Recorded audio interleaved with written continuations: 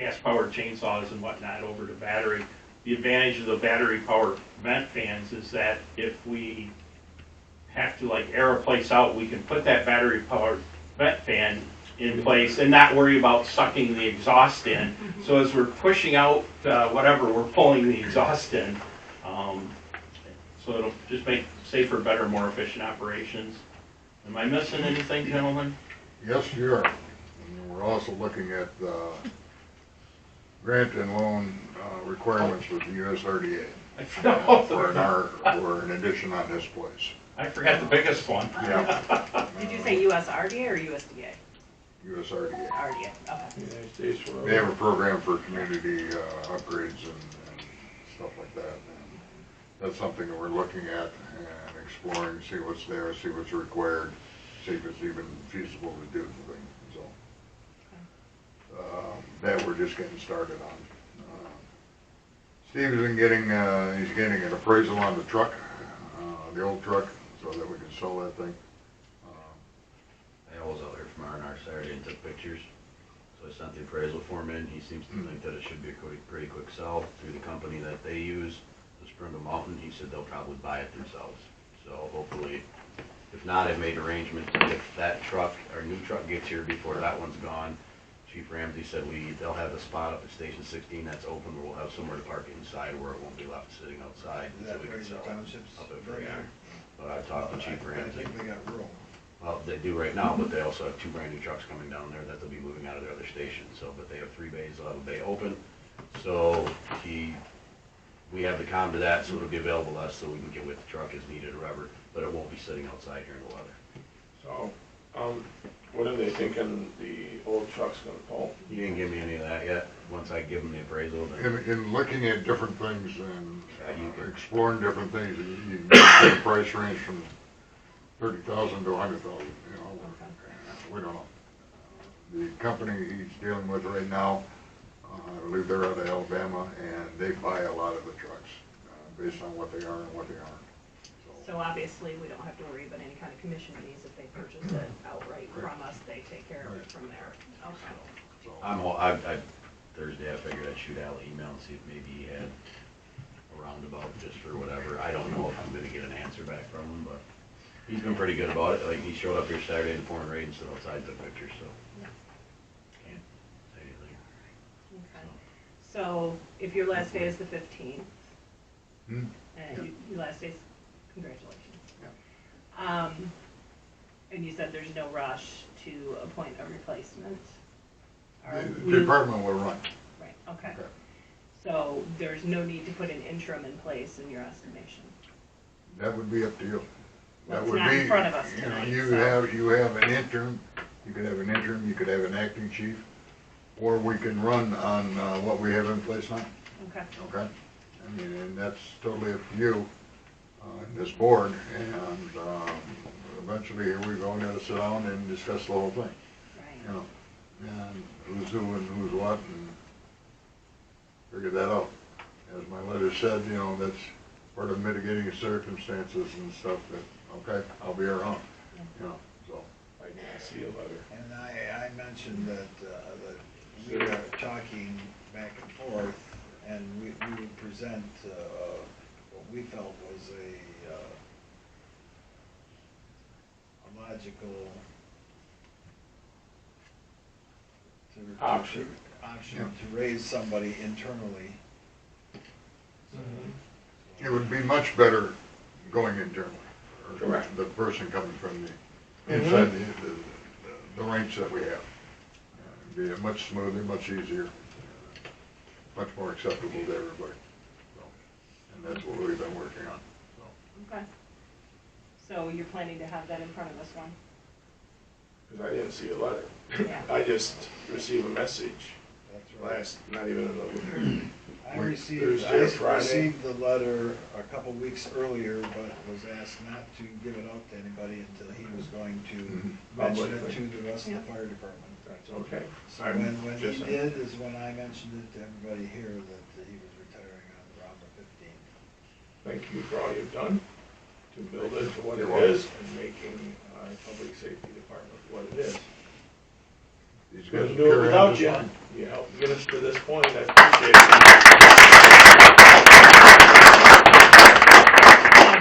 Don't go like, skydiving and stuff, just take it a run. Yeah, I'm not really into that. Well, you're gonna go to Tennessee once in a while, probably. Our 3 recruits all passed too, so they got their written practical, everything's done, so they're through the process. They're officially official. Yep. And we picked up one more person. Yes, we did, who already had all this stuff, so that was easy. Easy peasy. It said, whatever goes around comes around, it's finally coming around to us, so that works. Once in a while, one gets dropped in our lap. Perfect. Truck, they're still talking mid-June, I'm thinking July, but, we'll see. I know the pictures that you sent. It's still- Brits, yeah, they're just, It looks fairly. once it gets to early. that point though, it Yeah. really moves pretty fast, so when it does, what'll happen is, speaking to Al, is he will fly 2 people down, they will look at the truck, make sure everything's good, and then he'll fly them back, or you have the option of spending 13 hours driving in a fire truck back here, which, he'll drive it back here, Yeah. he'll drive it back here to the I front think it's a door, great so. job for him. I like fire trucks, but not 13 hours of riding around in a fire truck, so. But, so when that time comes, then you can pass it on and we'll figure it out. But it'll just be the last final inspection to make sure everything's there that's supposed to be there and things are the way they're supposed to be, so. If we get more pictures, I'll pass them along. They're supposed to keep putting them on that I would say website. those pictures will not bring that truck here on the middle of June. It's hard to say because, I mean, they move pretty fast after a certain point, but I would say the middle of June's probably not realistic. Yep. Yeah, But it was a hope. right. If he proves us all wrong, perfect. Yeah. Yeah, if he proves us all wrong, then Yeah. I'm good with it, but I don't They're think not so. worried, they have our money. Well, yeah. Well, and you guys are moving at a pretty good clip to have a plan for the old truck and, I would just don't want to leave it sit the longer it sits. I mean, we're still gonna have to go up there and run it, pump it, because otherwise things get, Bad. rubber gets weathered, things like, so it's still gonna have to be ran. And we've made a pretty big investment, unfortunately, in that truck this year. And we'll have, with it being at 16, we have access to their station. Dave's Yeah. given us the code so we can go up there anytime, take it, run it, and do what we need to. The biggest concern for me was to get it out of the weather. I don't want it sitting out here in the parking lot, turning into a jungle gym and Yeah. a bird Yeah. nest, Fully agree. so. Yeah, it just tears hell out of it, so, whatever, Yeah. all right. So at least we got somewhere to put it. And basically, that's about all I've got. Unless you got something else, I have nothing else. Mr. Nitsky, What? you got anything else? Not that I can think of. Okay. There we are. Thank you. All right, I received this recreational thing. This is the scenic park, so I put Yeah. it under recreational. Perfect. Scenic Point, they're actually having a meeting tonight, Laura Ognar's over at the Lemon Cafe. We received another grant, which brings us, the steel is out for bid and my understanding ordered. So this is moving ahead very nicely. There was a gap of like $20,000 at the end, which they're doing a GoFundMe, from what I understand.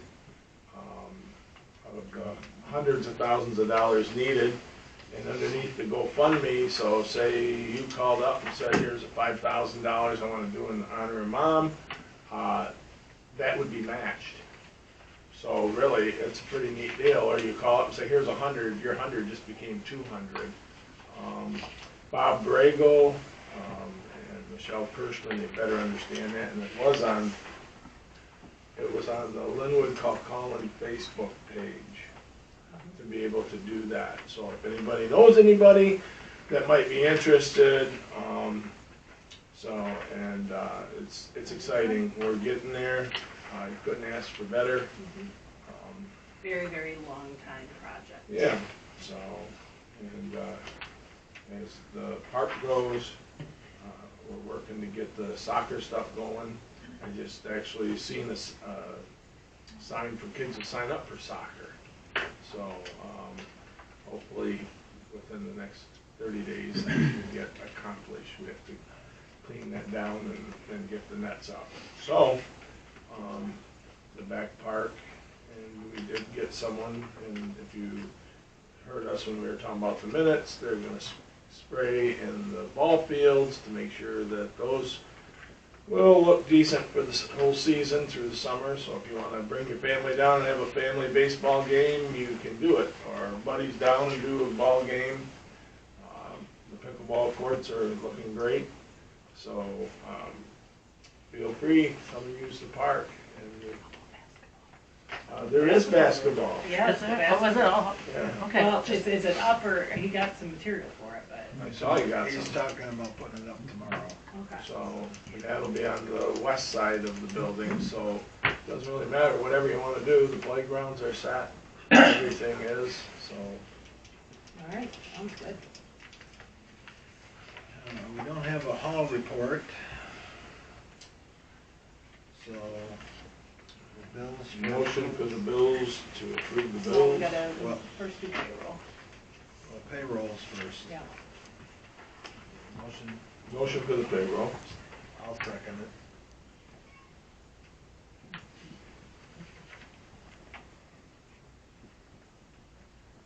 Now we'll try Campbell.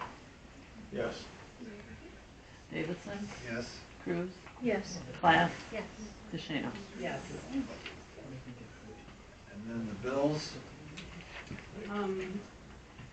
As we're getting ready to approve this, I just had a thought, we paid a partial bill on Spicer, and we were waiting for more detailed information. You were supposed to get in touch with them about that. Have you received anything back? No, I sent it to Cindy, and she did not respond to my email, and I left her a message today, thinking maybe she would, but she has not. Okay. Can you follow up on that, please? Yes, I will. When it goes to Spicer, have we heard anything more in reference to the FOIA information that was requested from them? Just a question. Because that's a piece of the bill. I have not. Okay. Well, no because the problem. board authorized $1,000 for that pursuit, so, Right. you know, we need to get that information. So I make a motion, we accept the bills that were presented today. Second. Cruz, Yes. Class, Yes. DeShano, Yes. Campbell, Yes. Davidson. Yes. So then the building report. Why not?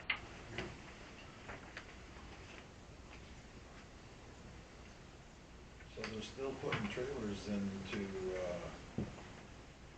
Hedges Trailer Park up White, there? white birch, right? 2 North Side one, eh?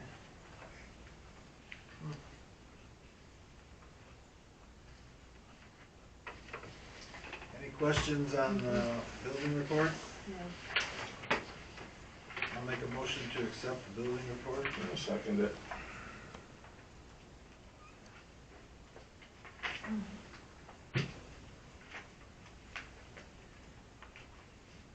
Are you, Well, there's no zoning administrator report. Oh, so there's we no should zoning, probably- Yeah, okay. we should probably just mention that. and you want a roll call on that? I think we have to. No, we'll just, all those accepting the communications, all those in favor signify by saying aye. Aye. All those opposed, same sign. Motion carried. Public input.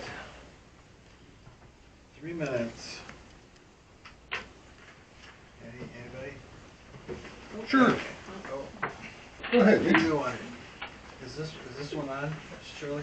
Yes. Okay. You get your name? Mike Briscoe. I live in Bangor Township on Douglas Drive. I'm sorry, could I get your name again? I'm sorry, I didn't hear it. Your name? Mike Briscoe. Thank you. And I have some information I think this board would like. It has to do with the flooding. And a friend of mine that we used to live out on Little Clarny Beach, he has since moved out of the county, asked me if I would dig the information up, and I said I would, and present it. This is the topo of the Topo Marsh. This is going to a site, it's called the Historic Aerials. This is a front part. And this one here is, if you look, you'll see a cause as to why it started to flood. It's in plain sight. To me, I would say you have two state agencies that violate it, and you have probably 2 county agencies that didn't follow through. And the proof is right here in the pictures. Now, what is the cause and effect of that pollution from the Tobico Marsh? Because it is polluted. And there was a study done way back with RMT Engineering. The only reason I know this is because in 1992, it took me 11 years, but I was the one that got the Hartley landfill shut down. That come at $93 million. Here's the cause and effect right here of the pollution, what it'll do. I also work with law enforcement in the Sheriff's Department on the Neighborhood Watch, which is a big one now. We did a few previews at some of the canteen areas, and it was overwhelming. And I got assigned a job in Bangor Township. And here's some documentation and stuff. If you want to go through that, it all has it right there. And this is added in there. It's a home security checklist, which you can go through and check your home to make sure it's burglar proof and so forth, things to do and not to do. And I thank you. Thank you. This information is ours to keep?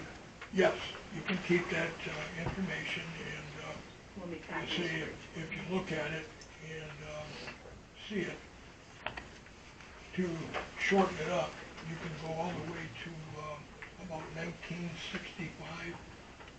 And I don't know if you're familiar with Little Clarny Beach High Road, how it comes around. You know where the #1 tower is? There, okay, there never was a barrier there. When they put the barrier there, that's when the water started to back up. And with the 3 to 4 drains you got coming in, especially the lesbians, that is bringing sediment. And when you have sediment in the bottom, that raises the water level, which will back up to the lowest part. And I can't see how a township would have any responsibility to that. It would be more of a state issue. And if you go and look at the beginning, when going back to historic aerials, you'll see the, down by the lagoon at State Park, the outlet, and you'll see how that was all swampy until they put that barrier in across. And there's also a skimmer in there as well. And when Tom Hickner was in office, he got a video of the whole kit and caboodle, and to me, it was a lack of maintenance on the DNR's part. So, Thank you. you're welcome.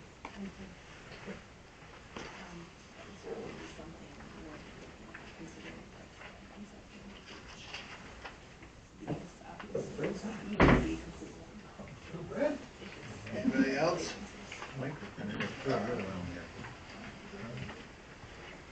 As to what you were saying about the building permit situation, understand that there's 10 more units that are revoked Badgett's and it's done. And then it will be full. I mean, it's been a windfall to the township. That when we're talking about the percentage to the new building inspector, it was 55, now it's 75 that we're paying. It's gone up, not down. But no salary. But no salary, I understand that. But we also don't know how long that is, how long those numbers are going to last. I wouldn't be in a rush. I understand it's a lot of money, but it wouldn't be anything that would be a rush because there's not another mobile home park that's going to top off like that. What? That's going to be, you know, I mean, that is going to wither away over time because we don't get it, we're just not building as strong as once did. Okay. I'm going to go on to a couple, oh, I'm sorry. Thomas, yeah, it's okay. Thomas Ciaciuch, 2218 7 Mile Road. I want to touch on something from the last regular meeting. It was talked about after the public speaking deal, and that was actually the debt for the fire truck and the whatever. And I saw a lot of people upset about that, and I said, you know, I'm going to go home and work some numbers on that. So I did. I just want to give those to you. The difference between the township making 2% or the township paying 6% on that small $325,000 is a little over $100,000 to the taxpayers that they would have lost or paid in interest on the idea that perhaps we could qualify for more grants. And I got to tell you, so I had to do a little math on that. You look at Cook Holland Township, our average income earner makes $72,000. In Bay County, their average income is $55,000. We make more than anybody else. Our poverty level is way under. We're only at 6%, or in our county, 240 people below the poverty line. Everybody else is above it in Cook Holland. Now, all this, I got this for you too. This is all just census stuff. There's no. I know that. So the idea of putting our township in debt and costing us $100,000, I know it sounds good, but the reality is we're all going to have an election again, and then there's going to be an election behind it. Right. And one of the things that we have right now is we have always done it this way, and we've never been in debt. We're a township that's well-funded, that's in a good money shape. To put us into debt just to put our township on welfare, to me, doesn't make any sense. I understand about getting grants from the DNR. That's not what we're talking about. We're talking about being in debt and then getting grants because we're in debt. I'm not picking, but I just didn't think that was I don't see where that makes any sense, especially for someone who's going to be running for treasurer. And you're on the Republican ticket. You're going to have your hand on the checkbook, and you brought up the idea of putting the township costing the township $100,000. But the point was actually that we were gonna have a conversation about it instead of having it foisted on You're us at the taking last all the minute. context.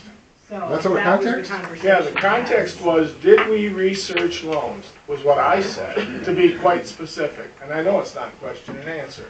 But my question was, did we research loans? And we didn't. I researched the That's loans. called due diligence. If we, exactly. But if we need the money, any of the local banks, for 3 years, that new fire truck, they'll loan 50%. And it seemed like it was going to the board, like, we've got to make this decision right now that we need to borrow this money. We don't. For 3 years, you can borrow that money if you need it. That's all I got. Thank you. Anybody else? Yeah, myself. Charles Campbell, 525 South Huron. I call it due diligence. We look into it and we look from every angle. Did we or did we not? Because in the best interest of the people, if you don't look into it and look under the rug and open the doors and kick the tires, you'll find out that sometime when things are happening and it's just the status quo, you're being taken advantage of. And that's not necessary. And when it comes to this building department issue, which I take personal concern with, I recommended just a simple $600 a month rent to reimburse the township for coincidental inspections, not just that, for the use of the building and that. That is not an absorbent amount of money, and in a normal year, that will not break the building department, and it will still have a very strong positive. To just stack money in a corner at the expense of you, that is wrong. To throw money over here and say, oh, we're just going to get this pot so much bigger, because you know what? If we're stacking that money and we're not protecting your interest, we could actually lower what we're charging you. That would be an interesting thing as to the actual amount of taxes you have to pay. That's what this is about. So if you think that that's not the end of the road, but you know what? People are building in Cook Holland too. Because this is a nice place to live and to raise your family. And that's what this is about. Fairness for everybody. And if you're going to do something, then you go out and get 3 bids. Anybody will tell you that's just good business practice. And when we got all done with it, we said, okay, we loan the 2%, because you know what? The banks were saying this amount and that amount and that amount. But if you don't ask the banks, that's negligence. Thank you. Yes. Wish I'd gone first.